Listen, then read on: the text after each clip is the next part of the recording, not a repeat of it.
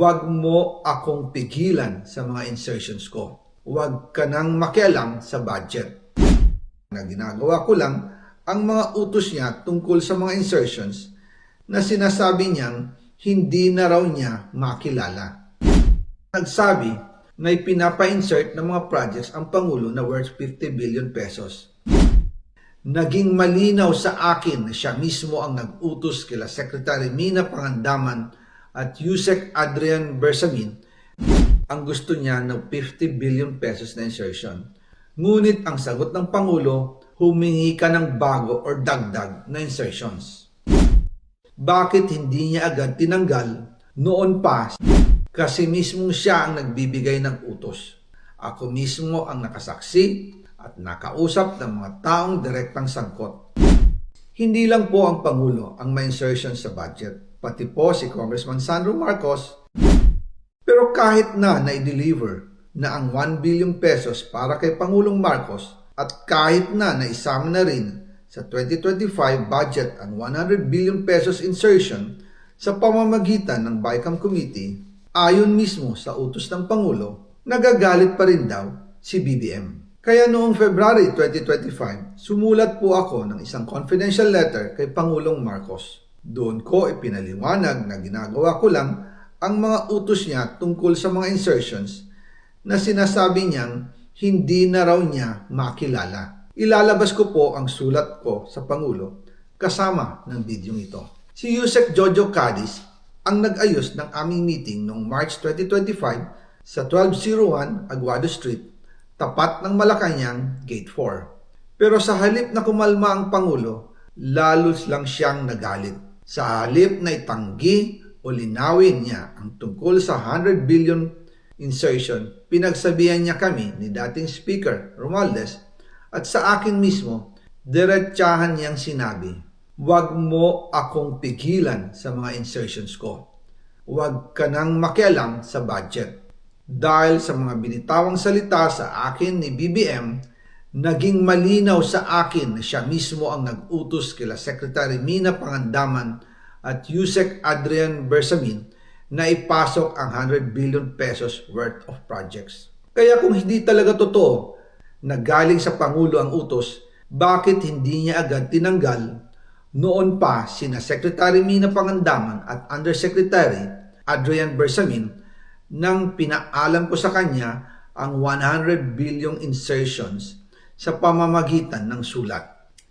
Bakit ngayon lang nila pinag-resign kung kailan nalaman ng publiko ang tungkol dito? And also kinausap ako ni Yusek Jojo Cadiz at nagsabi na ipinapa-insert ng mga projects ang Pangulo na worth 50 billion pesos. And sinabi ko kay Yusek Jojo na meron ng instruction kay Secretary Mina Pangandaman at Yusek Adrian Bersamin about the 100 billion pesos insertion.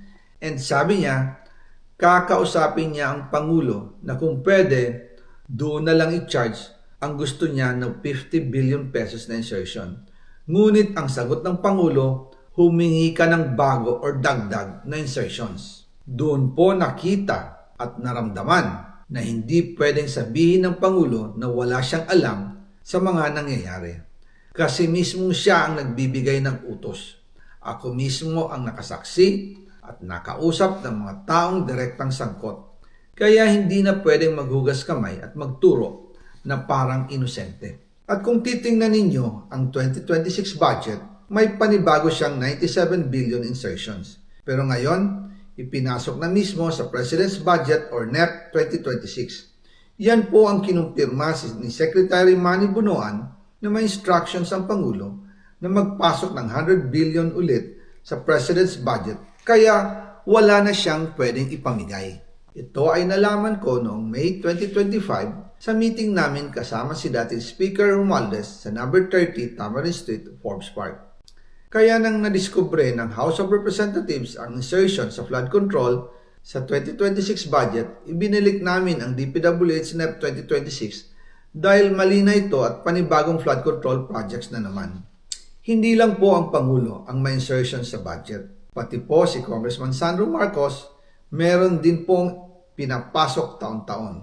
Noong 2023, may 9.636 billion pesos. Noong 2024, 20.174 billion pesos at nitong 2025, 21.127 billion pesos. Lahat-lahat, ang kabuuan ay 50.938 billion pesos. At bawat taon po, sa tuwing dumarating ang BICAM budget process, lagi po may utos si Congressman Sandro na ipasok ang mga proyekto niya. Nalaman ko na lang sa mga contractor na galit siya sa akin noong pinag-uusapan na ang 2025 GAA budget. Ang sabi daw niya, ipatatagal ako at magpa-file ng maraming kaso laban sa akin. Kasi kulang ng 8 billion pesos yung insertion na gusto niyang ipasok. Ang dahilan daw, may mga contractor na nakapag-advance na sa kanya at dahil hindi na ipasok ang buong halaga, kailangan daw niyang magsauli sa mga yon. Para malinaw sa taong bayan, ilalabas ko po sa video na ito ang listahan ng mga proyekto na kasama sa mga insertions ni Congressman Sandro.